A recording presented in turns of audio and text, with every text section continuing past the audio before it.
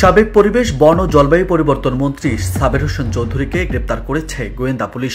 রোববার বিকেলে রাজধানীর গুলশান এলাকা থেকে তাকে গ্রেপ্তার করা হয়েছে।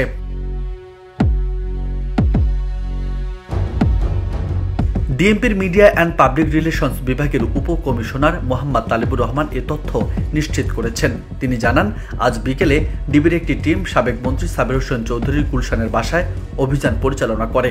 পরে অভিযানে তাকে গ্রেপ্তার করা হয়।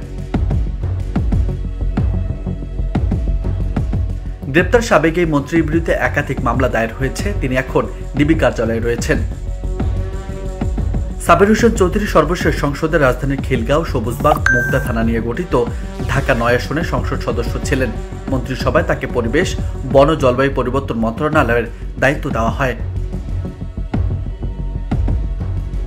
এছাড়া ২০০১ থেকে ২০০৮ পর্যন্ত বাংলাদেশ আওয়ামী লীগের সাংগঠনিক সম্পাদক ১ হিসেবে দায়িত্ব পালন করেছেন। ঢাকা বিভাগে দায়িত্ব পালনের পাশাপাশি আওয়ামী লীগ সভাপতি রাজনৈতিক সচিব হিসেবে দায়িত্ব পালন করেছেন।